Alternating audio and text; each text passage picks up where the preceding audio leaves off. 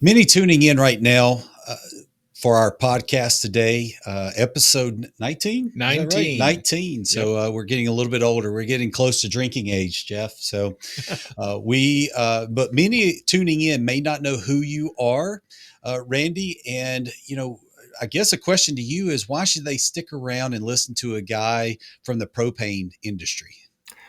Well, a couple of reasons. Number one is the similarities in the business that very, very logistics focused. It can be significantly influenced with the advent of new technology. It has very similar type of challenges, whether it be people issues or how to deal with inflation. If you're a family business owner, what do I do with my business after I'm finished? So there's just lots of similar questions that I've seen and faced and helped solve in the propane industry that apply to the ice company owner. Oh, Makes sense. It would have me sticking around. I mean, yeah. I think it's always good to see the cross references between the industries. Some may be obvious, some may not be, but if you get somebody such as your stature over in the propane side of things, and that's why we brought you on today. So Yeah. We serve a lot of different ice companies with our business, and a lot of them are combination companies Mhm. like you work with Holtzman, both having an ice division and a propane division. So we hope that this interview today is helpful to all ice companies because you have a perspective that's a little bit different than theirs, and we look forward to sharing that. So normally at this point in the podcast, I introduce our guest. Our guest is Randy Doyle, and we're excited to have him here today. But we're going to do something a little bit different and let someone else introduce Randy now. Randy Doyle is a numbers guy, but his gift for seeing beyond facts and figures to predict success and measure impact has strengthened the propane industry and earned him a place in the LP Gas Hall of Fame. An Ohio native, Doyle was seeking a little adventure when, at 21, he took his accounting degree south to Ashland Oil in Kentucky. After 5 years there, Doyle moved to Tulsa, Oklahoma, where he joined MAPCO Thermogas in 1981 as an internal audit manager. He planted roots, married, and raised his family there. It's also where he grew up in the propane business. In his work with Thermogas, then the country's fourth largest propane marketer, he visited propane operations and found that he enjoyed working with the people he met. Propane also offered Doyle a chance to stretch beyond ledgers and balance sheets. 12 years into his work with MAPCO Thermogas, he was frustrated in his search for industry performance data. He wanted to know how the company's performance stacked up against other companies. His observation to Doug Rinke, then president of Thermogas, about his absent resource led them to contact Dan Myers, then CEO of the National Propane Gas Association. A 1995 meeting with Myers and 5 other leaders ended with Doyle offering to take the lead in forming the NPGA Benchmarking Council. Once they recruited 18 marketers to take part, they held the first meeting in October 1996. For 20 years, Doyle facilitated a group within the council and donated 8 years' worth of facilitator fees to establish the Benchmarking Council Scholarship Fund. The council has allowed non-competing marketers to compare notes on everything from employment practices to dispatching costs to effective software. After MAPCO Thermogas was sold in 1998, Doyle spent the next 5 years using his petroleum background with Lithuania's state-owned oil company. When he returned to the U.S., he followed his passion for propane and started writing a column for LP Gas. The column allowed him to track industry trends and gauge its performance and growth prospects.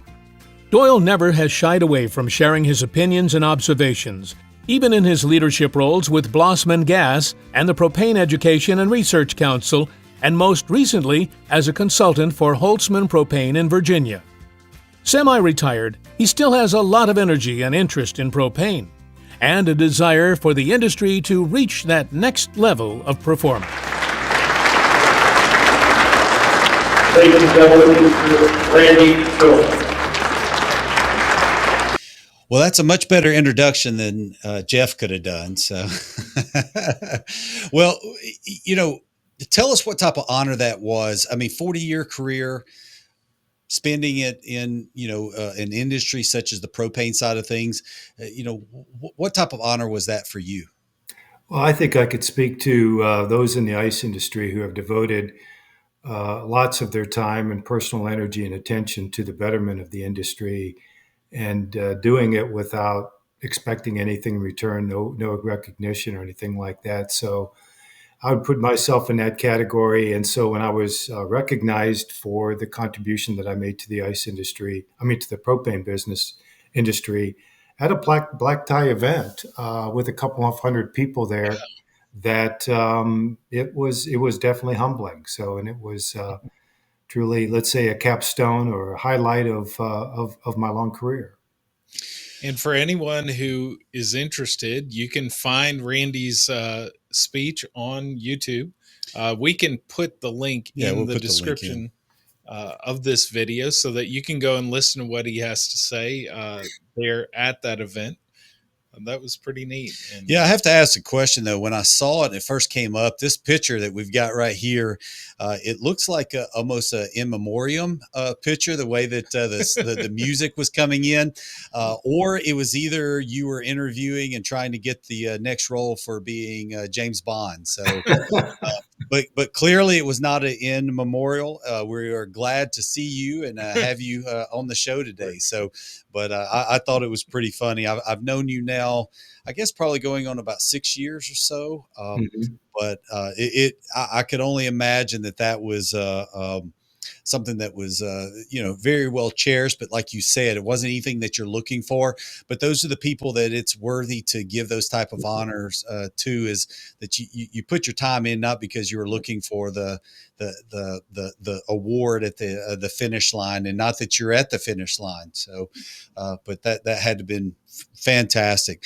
I want to ask you a question about one of the things that we saw was a real talk with Randy. Can you Mhm. tell us about that endeavor and why you had real talk with Randy? Yeah, sure. I started writing for LP Gas Magazine 25 years ago. And I would started to write about what people would talk about in the bar.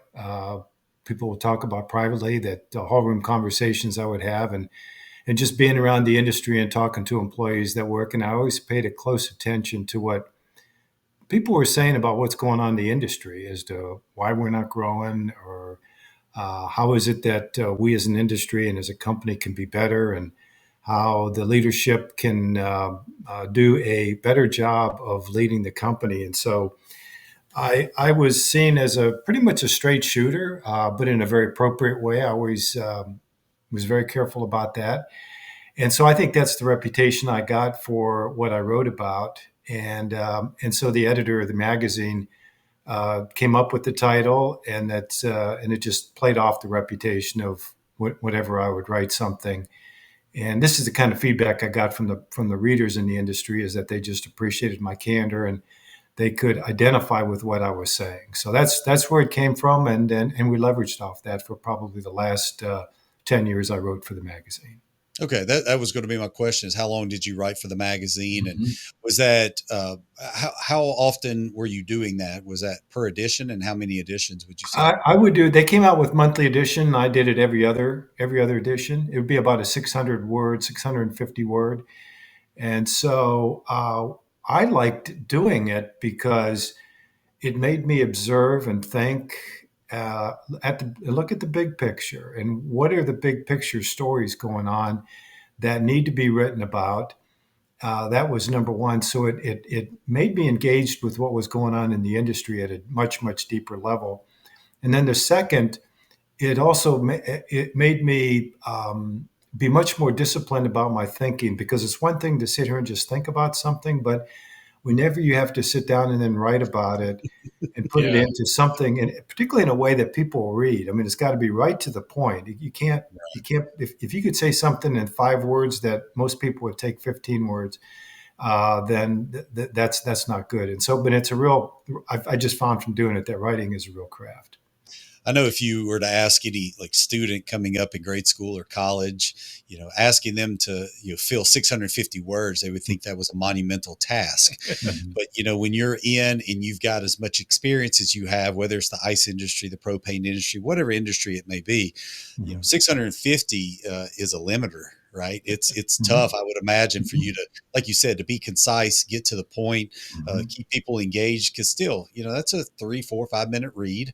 For Mhm. some people, myself is probably about a 12-minute read. So I'm quite the slow reader. So, um, but no, I thought that was pretty cool though.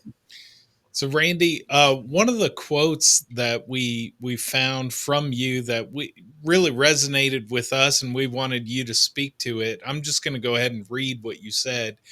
You said, I liked that meaning the propane, was in the energy picture, that it was a very, very niche piece of the energy picture, is satisfies a very distinct need in our economy. I like that it was, even though it was big, it was small. You take the petroleum industry and it's just massive. I like that the propane industry was much smaller. You could get to know the people. Yeah, and the last part of that is getting to know the people, the relationships that you can make in a small industry like the propane industry, and that's even much more amplified in the ice industry. From what I've seen, is that it's a small industry, very easy to get to know people, and so the other industries that I've worked in, which is mainly the petroleum industry, as I say, it's just so big, it doesn't have that same sort of personal connection. And I heard that from many others who worked in other industries and they came to the propane industry, and that they saw that the propane industry, because of the ability to get to know and build up those personal relationships, is what kept them in the industry. And for the ice industry, what I noticed and what I really appreciate about the ice industry is, obviously I was new to it over the last 4 or 5 years. And I would show up at some of the association meetings, and I'm going in there thinking people are going to look at me and say, okay, who's this guy? And feel like an outsider. But I was just absolutely pleasantly surprised by how welcoming the industry was, and how easy it was just to sit down and talk to people. Yeah, absolutely. That's one of the things that I think everyone that we get to That's right. know kind of resonates with, that Mhm. just everyday folks that are at all different, levels of their business, but at the end of the day, we all just want to work hard, do a good job, serve the customers that we have, and I think that would be across the board. Yeah, no, I agree with Jeff. The job that we have here, we do on a day-to-day basis, we got a couple different lines of work. One of those being called GIS, Geographic Information Systems, and we serve a lot of government, and we cities, local utilities, counties, things like that. And, they're great folks. And whenever we moved over into the ice business, that really resonated with us. The small kind of community feel. Yes, there's some big players in the market, but even into that, they've just been most people have been very kind. So I felt like that quote dovetailed very nicely in the ice industry as Mhm. well. Yep. So, had a question. We want to go over into icebreaker. So, we want to set you up. Icebreakers are going to be kind of off the wall, a little bit Mhm. outside of this. So, Jeff, let's go ahead and show the screen here real quick, and we're going to show a couple pictures that we got for you. So, we've got an OU football picture.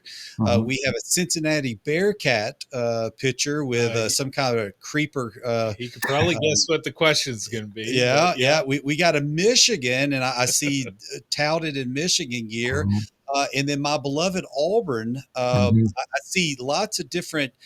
I have to ask you. I'm getting conflicting reports here, but there's got to be one favorite, right? So, what makes you buy or get all this gear? Was it given to you? Were you? Did you lose bets? I mean, what's going on?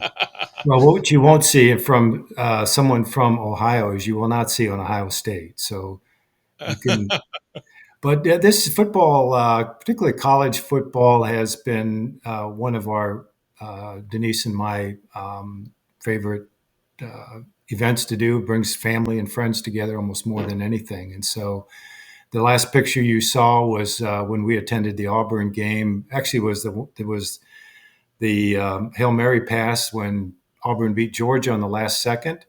Also And known as the prayer at Jordan Hare. that's So, yeah, okay. The prayer drew near. So I'd never seen anything like that in a sporting event. And the person we were with is a very big alumni of Auburn. We knew him from the Mississippi Gulf Coast. He has a construction business, and actually he was a former candidate for governor of Mississippi. So in fact, that's who we saw when we recently went to the Auburn Oklahoma game. And then Oklahoma, my wife went to Oklahoma and graduate, and then and I lived in Oklahoma, Tulsa for 25 years. My son went to OU, so we've got OU games or season ticket holders. Then I went to Cincinnati, and so we will also squeeze in a Cincinnati game as well. So we've got a good basis of college football cover. you do, but I feel like I'm interviewing a politician. You didn't answer the question. So, Okay, go ahead. What's the answer? yeah, which is your favorite though? Which Oh, one? my If you favorite. It's Cincinnati by far. Cincinnati, okay, all Okay. right. Just wanted to make He sure. didn't Oh, yeah. hesitate there. Yeah. No, was good. it wasn't. It wasn't. That's mine. Uh, Now Denise's is Oklahoma, and I sometimes ask her. I said, "Did you ever think you'd marry a Cincinnati Bearcat?" And she said, "I didn't know there was such a thing. I didn't know they even had a team." where that Bearcat behind you? I don't know that anybody want. It looks a little demented there. So, Well, yeah, yeah. well, I want to go over. I want to show one other picture. So, you and I had the opportunity to meet up Hmm. about a month ago. Yep. Unfortunately, you got the better of my team, uh, Hmm. or your team, or your wife's team. I don't know. I'm still confused. So, but it was great to see Denise there, and my lovely wife right there. Her name is Kiri. So, I just had a great time that we were able to spend a little bit. You got to meet a couple of my kids, but that's kind of what the brainchild. You and we were just chatting and again catching up, and I'm like, man, just this you'd be great to have on the podcast. So again, thank you for joining us, and thank you for letting us have a little bit of fun in that regard. So it was great seeing you at Auburn. Was everybody nice to you at Auburn? I know it's not your first venture into Auburn, but did you enjoy it? I'll tell you what, Auburn fans are among the best because I've gone to other SEC teams and games and other college football. Yeah, Auburn fans are first rate. You They are. you don't have to say that. I I mean, am you can not talk saying that about just to say that. I know what bad fans are. And so That's right. the whole principle of contrast, I now know what good fans are. He must have went to Alabama, yeah, so well, he went to Tuscaloosa. Just kidding. Most of them aren't that bad. So all right. So Randy, we'll get back to business type questions in a few moments, but since we were just sharing those pictures, let's ask you to kind of tell us a little bit about your family. Ethan's going to pull up a few pictures that you shared with us, Mhm. and just like to give you a chance to kind of introduce your family to us a yeah, little bit. Yeah, sure. Okay, so this is at the Hall of Fame, and my son, who is to my right, and his wife from Tulsa, Oklahoma, came in for the event. That's my younger son. He's works for Williams, which is a large natural gas and propane producer based in Tulsa. what are their names so they can get super famous? Michael and Ashley. Okay, all right, very good, very And they good. have two kids, two grandkids.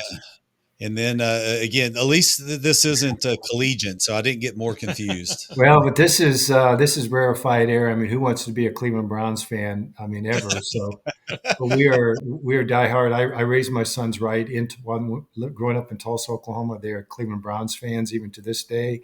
My grandkids are total Cleveland Browns fan, and this is where we were at the Washington game a couple weeks ago. Okay. So that's what this is. Well, I was going to say you're smiling, so it must have been a good day, or maybe before the game started. I got to see both his boys. So. It was before the game. It was an awful. Browns are awful. Awful is not a strong enough word. That's right. That's right. Yeah, we try to stay PG. We get the hippie and the cowboy. If you saw that episode, they got a little more raw, but no, we appreciate it. So obviously here at the Hall of Fame as well, and Mhm. again, you're trying out for that part of James Bond. So looking very debonair. And then we had one other picture. Okay. Yeah, this is one of my benchmarking friends from New Hampshire, Jim Prue. He's from New Hampshire. So a good example. I know if we talk about benchmarking, just the kinds of very, very strong relationships that can come from doing that. Yeah, absolutely. Well, since you brought up benchmarking, let's kind of dive into that. Mhm. So, I'm not sure if all of our audiences know. I mean, I think they could try to infer what a benchmark would be, if you just break the word down, right? But tell us, from our understanding, you were on the ground floor creating the National Propane Gas Association Benchmarking Council. So tell us about that, because I mean, you did that some time ago, right? Yeah, about 30 years ago, and this is the energy company I work for in Tulsa. They had petroleum pipelines, they had refining, they had convenience stores, and other energy, and that all of these other industries had abilities for these segments of the business to find out how they're doing versus their peers and be able to get industry data, and the propane industry did not. So, because of that, I began to make contact, and through the effort of me and a couple others, we worked to create the benchmarking council within the National Propane Gas Association, which what it became was an opportunity for propane marketers, independent propane marketers, to get to meet with 10 to 15 of their peers 3 times a year, talk about the business, talk about any and all issues. I mean, there were no competitors in the room. And so be able to compare numbers and be able to say, how do you handle this? Take any issue and say, how do you handle this? So we formed that, and eventually grew to about 180 marketers from around the country. Wow. And so it became one of the offerings of the National Propane Gas Association, and it really became an avenue by which independent propane marketers could build the relationships and learn how to be better in their business, and basically create that own network of others who are going through the same thing that they can call on any time and say, "Hey, help me with this. How do I solve this?" So that's what it Yeah. was. So I know there's quite a few restrictions around it, trying to prevent price fixing, collusion, things like that. And you're talking about non-competitors. Has Mhm. that changed a great deal, or is it still regulated in the same manner from when you started, 30 years ago? Well, we structured it in such a way that we made sure that there wasn't going to be any antitrust violations, and that starts with you don't have competitors in the same room. And we developed a code of conduct for those that joined, and they're expected to follow that code of conduct. And so that was not an issue. I mean, and even when we started it for the ice benchmarking group that Valley Ice started, Todd Holtzman, who owns Valley Ice, he asked me to, because he saw the benefit of propane benchmarking, and he asked me to start one for ice, and so we put the group together, and then we went out to try to get. We had a couple slots open, and I spoke to at one of the conferences about it. And what I saw was that in the ice industry, they're definitely gun shy about the antitrust.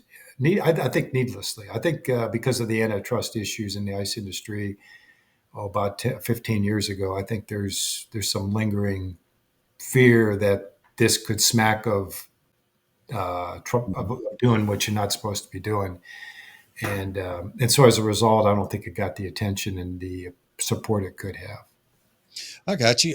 Let's talk about Valley Ice, and then I want to come back to the Mhm. benchmarking question again. So, you mentioned Todd Holtzman. Mhm. You talked about Valley Ice. Tell us a little bit of what you're doing, because you're.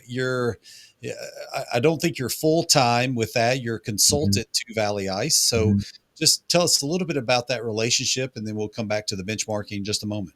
Yeah, sure. I came to Holtzman to work in the propane business, and then I got into the ice side of the business about 4 or 5 years ago when Todd wanted to start a benchmarking group for ice, and so I formed that, And then in addition to that, what I do is work on looking for opportunities to grow the ice business. And Valley Ice is in a position where they can grow. I mean, they do. We do a lot of things right. I mean, number one, you've got Todd.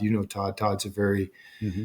forward-thinking person who and the and they have very very good business practices. They like to use technology, which I'm sure we'll be talking about. And then you have Vernon Sowers, who really grew up. I mean, has been in the business I think almost since the start. And Vernon is just a very very hands-on, knows what he's doing, just a great leader of the business. He's a And solid dude. Yeah, he's he's very very solid. solid. So the company has the foundation to say, we're doing a lot of things right, and we want to take on more. And so that's what. So I've been involved in that as well. Not to monopolize, I know Jeff, I have some questions after this, but really with the benchmarking, how is that going in the ice industry, and how long you've been doing it, and where are you at with that? Well, unfortunately, we had to drop out of the group because of Valley's growth. We encroached onto one of our members, and Okay. in sticking with the rule that we will not have competitors in the same group, and if those who grow or encroach upon the others are the ones that need to leave the group, and so we had to leave the group about 18 months ago. And Okay. but in the process, we developed some very very good relationships with other ice companies, and benefited as we expected from being a part of the ice benchmarking group. So You had to vote yourself out. we had to vote ourselves out. Yeah, that was the disadvantage of the growth. But Right, right, right. Well, and that to me, it was impressive to hear that you, on the propane side, that you could have as many as 180, I think you said, mhm. members in the group that weren't overlapping, weren't on each other's territory or anything like that. So that's pretty impressive. They all had to go into individual groups. There were something like 12 different Uh, individual groups. So yeah, as long as you weren't in an individual group, you couldn't have same competitors in that. I so gotcha. the individual group, like you said, you could put them all in together, but you guys would Mhm. sparse them out so they could be in their own container, if you will, and not be competitors inside that. So, Mhm. okay, that makes That's sense. I'm that's Yeah. glad you interesting. defined that a little bit more, and I can appreciate the fact that you guys, and you, and again, knowing your character, that if you put that code of conduct, and this is how Mhm. we're going to operate, it's like, okay, we're going to stick to it. I know that you had mentioned when you were talking about the MPGA Mhm. benchmarking council that they ask you, why are you doing it? And you're like, hey, you were quoted as it's the right thing to do for the industry. So, and trying to promote it, help each other out. Again, it goes back to that long quote that Jeff had mentioned about how tight knit, even though it's big overall, it's Mhm. still people work in their own silos, but it's a very small niche. So, uh, Well, and it's good for the industry if you look at it from the standpoint that the industry gets better one company at a time. And if Mm. every company has the opportunity to learn and become better by learning from others, then that creates an updraft and it overall improves the industry. So, so on that note, let's talk about what are some of the challenges that you've noticed uh, that propane and ice Mhm. industries struggle with, or companies in those um, and industries. I would even Yeah. say the industries themselves, Right. not even the companies, well, the companies as well. So, uh, Mhm. What are some of the challenges that I come would to I mind? would say I'll just name a couple and then I'll amplify one in particular. But everybody has people problems. Where do I find quality people and how do I retain them? Everybody's got that issue. The second is just the increased cost of doing business and how do I keep up with inflation so that on definitely my expense side is going up, but the my top line has got to go up as well. So my bottom line doesn't get shrunk. Everybody's got that challenge. Increased regulations and just the overall complexity of doing business. I mean, whether just compared to 50 years ago when I first started, but the one big similarity between propane and ice is that the big part of the business is the delivery, the logistics, and and just knowing how best to get propane into that tank that is scattered in thousands of customers scattered all over the county. And how do you do that efficiently so you don't have 0 gallon stops? How do you do it so that customers don't run out of gas?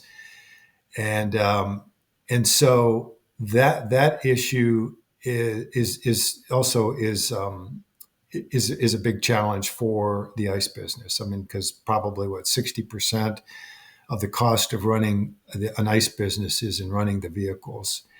And then the second, so you got that on the efficiency side, and then it's not only just even about the expense, but think about if you can deliver the same amount of ice with fewer stops, you have and fewer trucks, you have fewer drivers, you have fewer trucks to maintain, and that whole positives of domino effect because you're more efficient is very, very strong. And the way to do it is with today's information technology.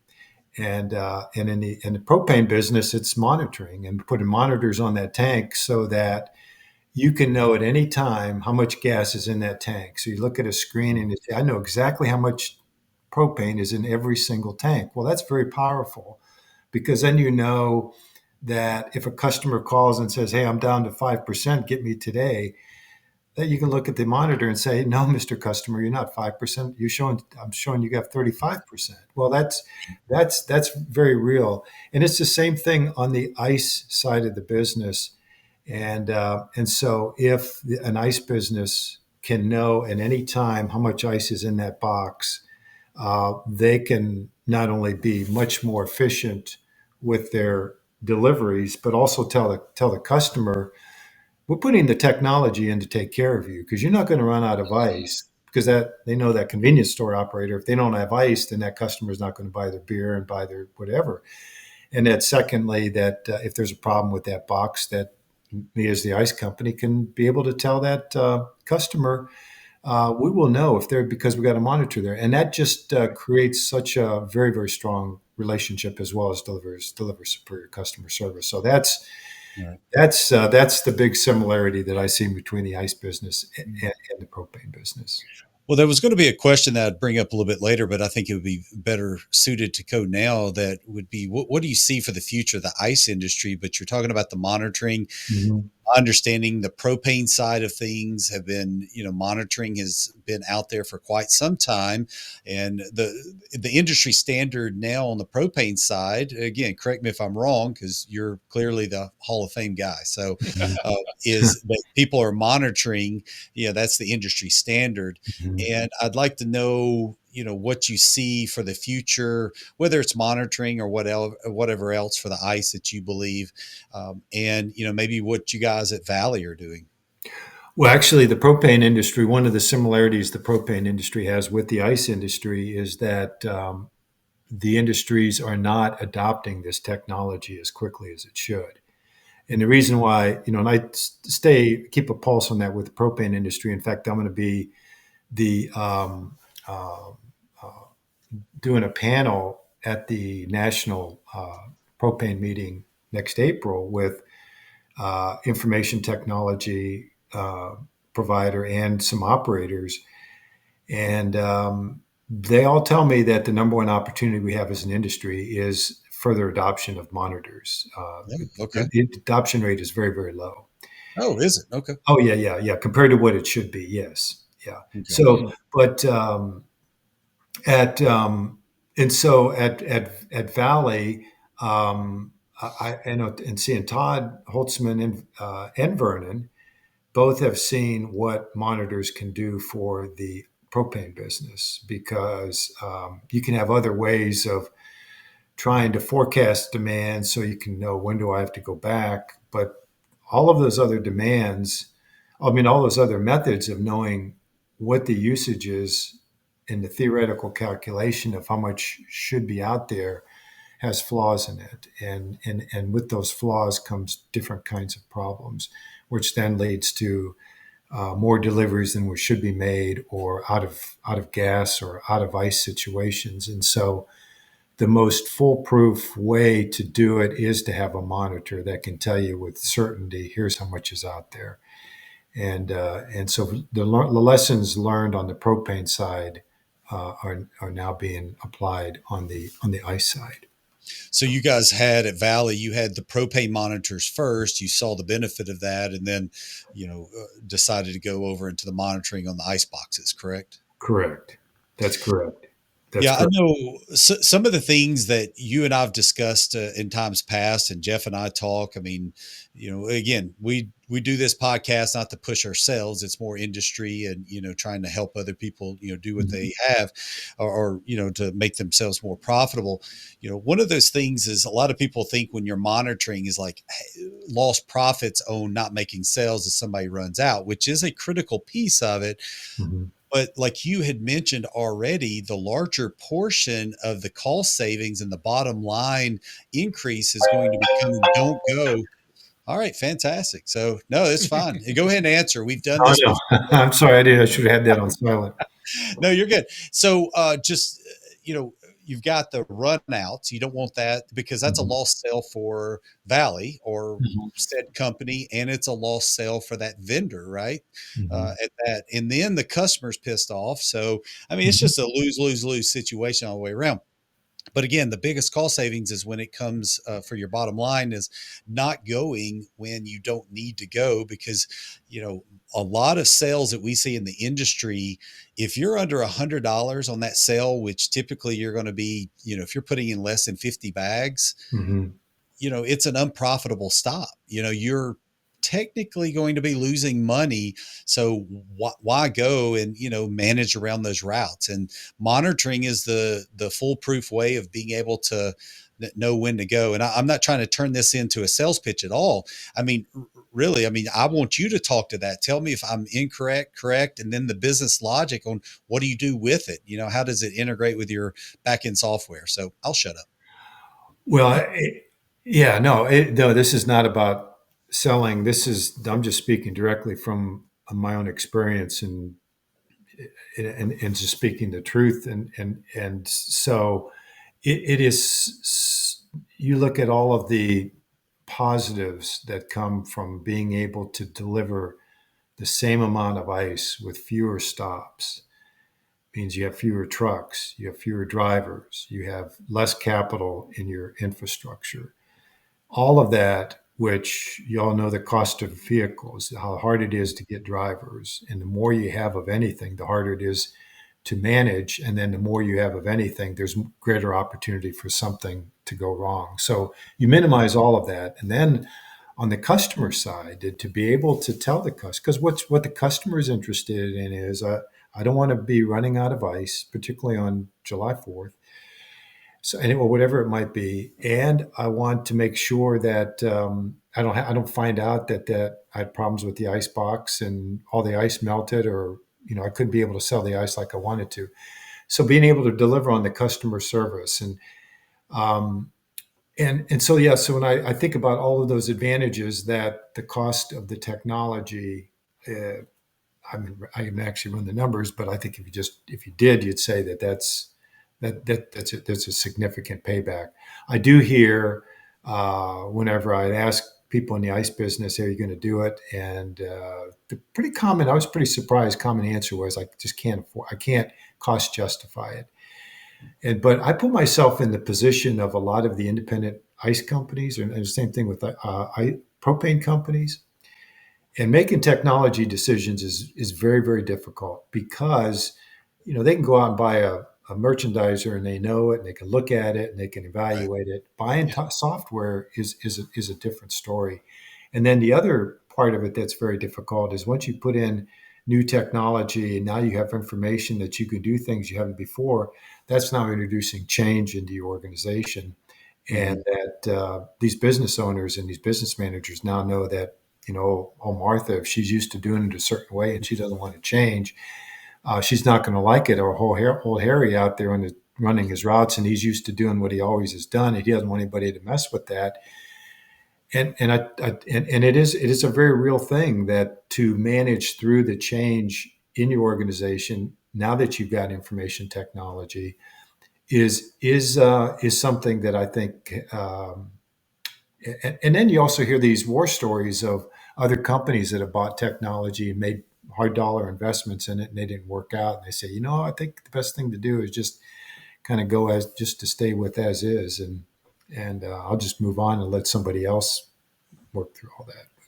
Yeah, and I know the ice industry's been through several, whether it's palletizers, right? Or going way back, I mean, cutting it out of rivers, and then you realize, okay, the invention of or not the invention of Freon, but using Freon and compressing it, blah, blah, blah, creating the cold stuff that we got today.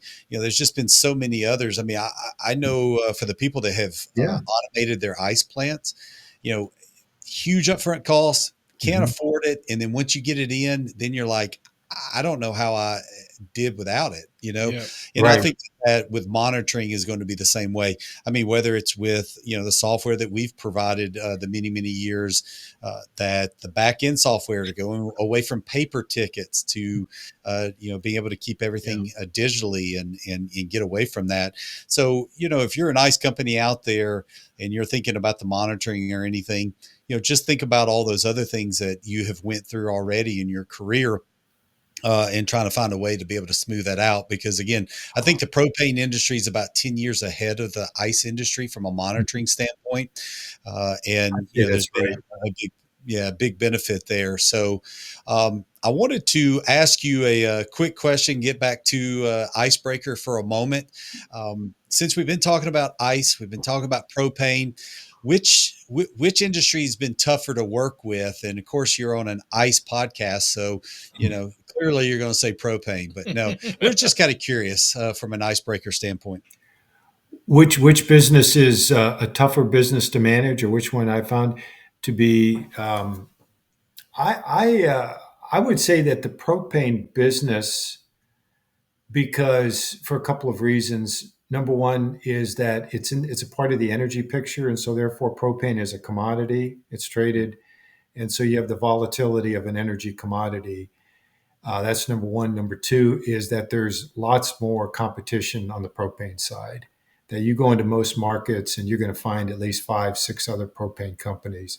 So the competition can be tougher.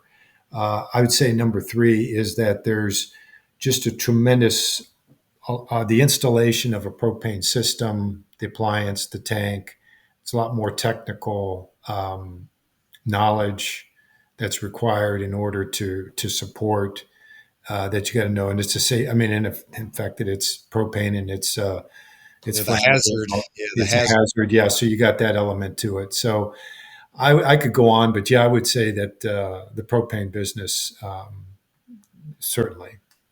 Yeah. Well, that may be educational for a lot of the folks that have listened so far. They were thinking about getting into propane, and you just scared them away. So totally understand. Well, now, and it's and I think as Todd will say, is that getting into ice to get that seasonal synergy, that the ice business is not as simple as it on the surface may look like. Yeah, a little bit more than just freezing water for sure. Yeah, and the capital requirements on the propane side is like one new truck is over $200,000, and so the costs of everything have gone up. Right.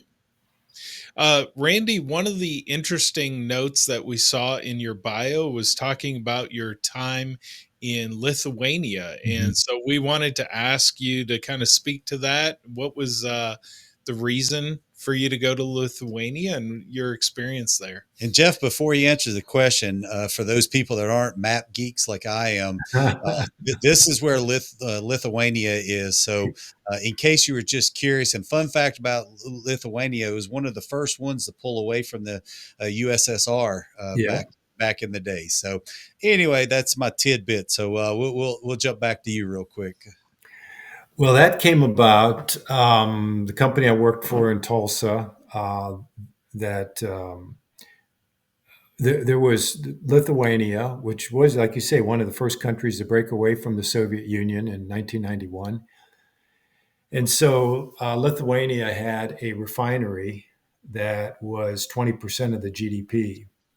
And so if you can Wow. imagine, after Soviet Union falls and now the government of Lithuania literally owns everything, the corner drugstore, corner restaurant, they got this refinery, and the Lithuanian government says, we don't know how to run this. We need to bring in a private investor and somebody who knows something about this.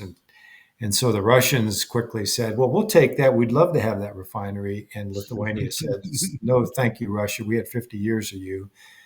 We want someone from the West. And so the company I worked for went in and invested and became the owner and operator of that refinery. And so I initially went over there for 1 month because there was a large construction project that was way behind schedule and had lots of overruns. And long story short, that 1 month turned into became lawsuits that was heard in London in a tribunal, and that lasted 2.5 years. And it's kind of like once you get into a fight, you can't leave. So felt duty bound to stay with that.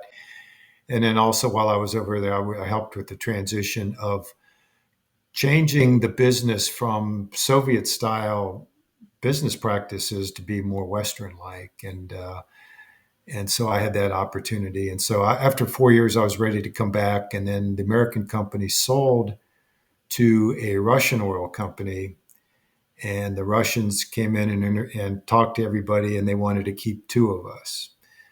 And they sent everybody else home. And I thought, I think I'm ready to go home after 4 years. And I thought, but when else am I going to have an opportunity to work for a Russian oil company? So I did that my last year I was over there. And so, and then at the end, I was there 5 years. Sounds like you had a Mm. Gilligan Allen, Gilligan Allen. Gilligan experience. Yeah, Yeah, the USS it was, Minnow. So you had a it big was hole in the ship. yeah.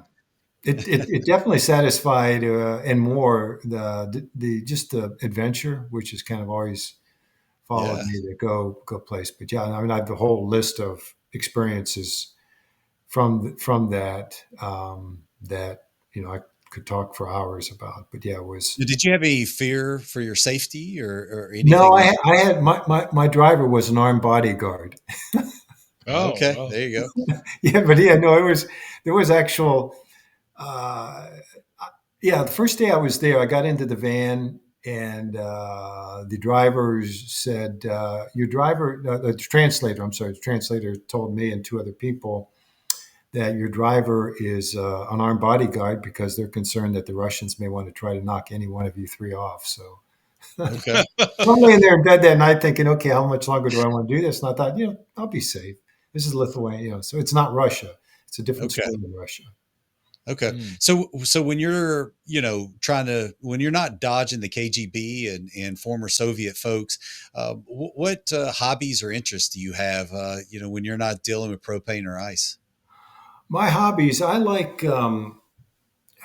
just for sport. I like golf. I played golf in high school and I played 1 year in college, and so I still like to play and occasionally compete. And then volunteer service. You talked about the YMCA.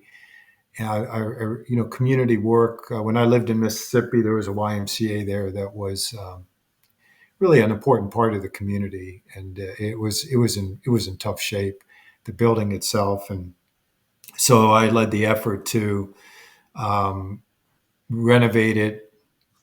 In today's dollars, it'd probably be about a $6 million project for a town of 20,000 people. It took 6 years from the time we got started till the time we had ribbon cutting, but when I go back and visit, I just see that is now a family destination for that town. So I'd like to do that, and church and being involved in my church, and just helping any way I possibly can. I'm in the Rotary, so I like that as well. And then I like yard work and gardening. Just yesterday, I think when you called, I came in from finishing one of my projects. So yeah, so that, and then like there's a whole list of other things I just enjoy doing. I just believe in being physically and mentally active, and I'll be 72 years old in December, and just believe it's really important to stay active. And in about 2 years, be starring in the new James Bond. So, So, so Is that the guys get shot? Is that what you're saying? no, hey, KGB, Yeah. all those things. I mean, it all dials up to James Bond. The one thing I did want to mention, and before we transition, was I had an opportunity when I came and visited Valley Ice one time. I Yeah. was able to go out and I could see a hobby that I would have if I owned the house that you did. Yeah. Sitting there, we were able to have a cup of Joe sitting out on your porch, looking over Yeah.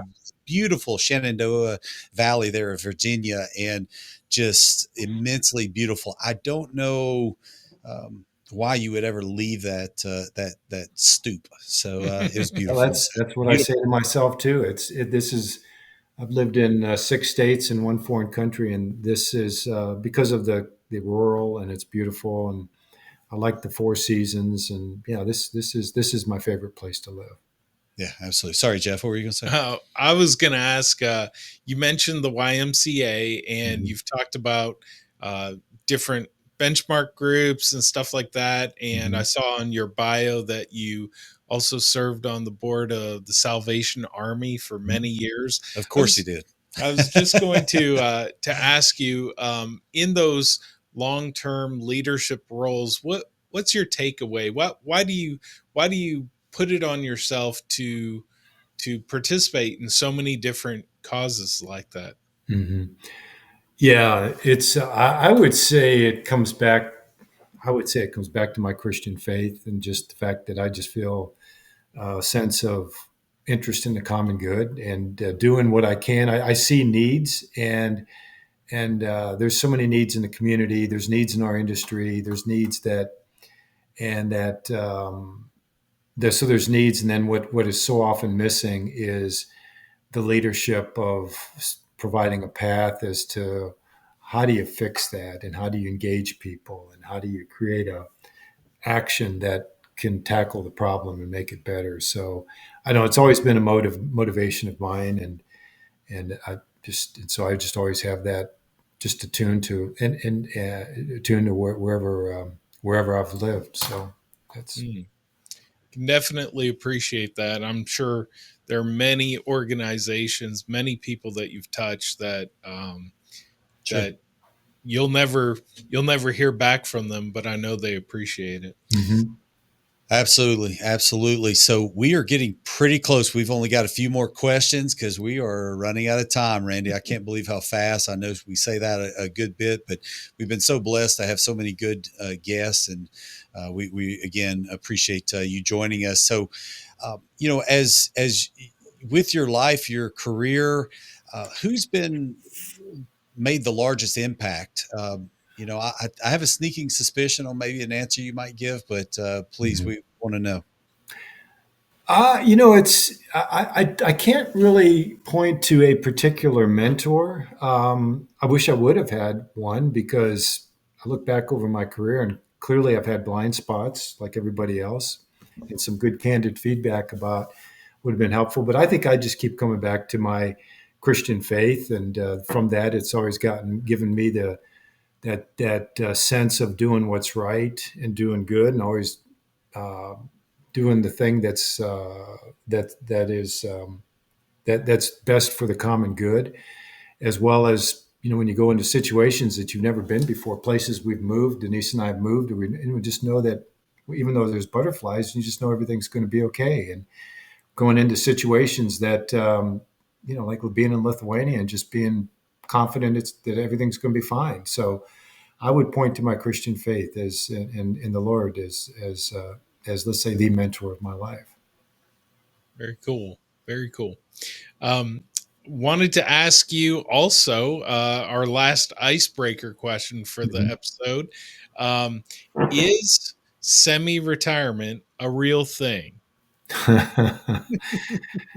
Yeah, yes, because I'm not working as much. I mean, I'm not. It clearly. I know what it's like to have line responsibility, and when I was a CFO, and I know the responsibilities that come with that, and being one of the officers of the company, and I know what that feels like, and I know the burden of that, and I don't have that today at this stage in my life. I staying semi-retired. I struggle with, I want to, but at the same time, I feel like I'm at the peak of my career in terms of combining energy, relationships, experience, and just the desire to make an impact. So that's just another. I just call retirement just another stage of conflict in life. Well, hopefully it Yeah. means the hours that you spend are more voluntary and where you feel like you can add the most value in the shortest amount of time commitment possible is Yeah.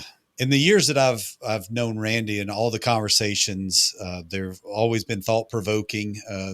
Randy, I hope you feel the same way. But I love your mindset. I love the way that your thought process is to try to get to the end result. It has, it's been very calming anytime I've had a conversation with you, and we've opened up to each other and just try to think through some different ways to provide solutions and all of that. But it's been really nice to get to know you.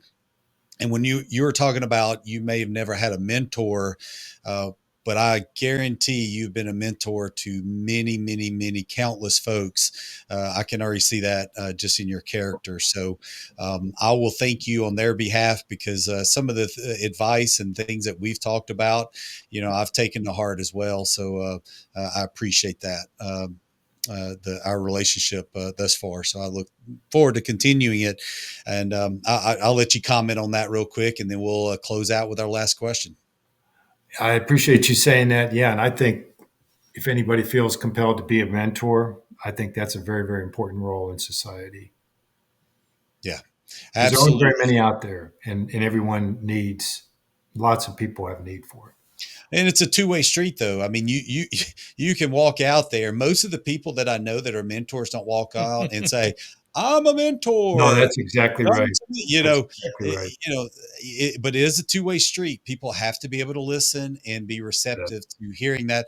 And sometimes people don't know they're in a mentor-mentoree relationship until, you know, something's happened or that person's no longer in your life, not because they passed or anything, but they moved on or they semi-retired. So Right. whatever the case may be. So let's close here. What advice would you give to ice companies out there in 2024? I I would answer that in two ways. One is if you're a large ice company.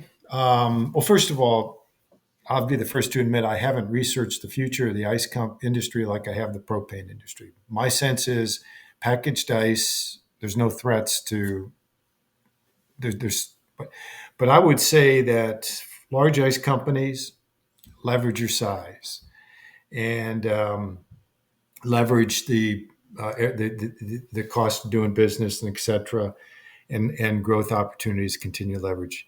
So that's the way. And then because I think that as the industry continues to consolidate, that there will be opportunities for large ice companies. Small ice companies, it's leverage the agility and leverage family culture, and then also I think that and have a succession plan. I've just seen too often on the propane side where that family business was not thought through and it creates havoc for the family. So if somebody out there just who's a business owner is not sure how it's going to all work out, or if my oldest son and the next oldest son are going to get along, if there's question there, resolve it now. And and so I think that, and also just and I think some of the things that we're talking about here is for both of them is how can information technology keep the company as productive as it possibly can and provide as high level customer service as you can. Take that question very seriously, because I assure you that there's tremendous benefit out there. Sounds like sage advice. Yeah, I was gonna say just wisdom. I hate that we saved that question for last so many times. That's bad on us. We need to ask that question earlier in the Yeah, but to video. be fair, You nobody know, knew who this guy was, well, and you yeah. need to get to the end to find out if he's worth his salt. Because if they, you know, advice at the beginning, but no, I agree. Yeah, we so we appreciate you, Randy. We appreciate you taking the time. Thank you for being on our podcast. For everyone listening, We want to tell you we're coming to you from the Route Man Studios at KCS headquarters in Pelham, Alabama. We thank you so much for watching episode 19. Yeah, we appreciate it, Randy. I'm going to put you on the spot. I'm going to ask for a picture now that the leaves are changing there at the Shenandoah Valley outside your front porch. Will you get us a few photos and we'll stick them in right here at the end so people can see your humble abode? And when I say humble abode, there's nothing humble about it because it is unbelievable. So, Actually, yeah, I took a photo last night, actually, so I'll just send that to you right now. all right, send it to us and you got it. So, hey, Randy, thank you so much for joining us. It's a pleasure. And thank you for your friendship and over the years. Have a great day. I appreciate what you do for the industry. Bye. Bye.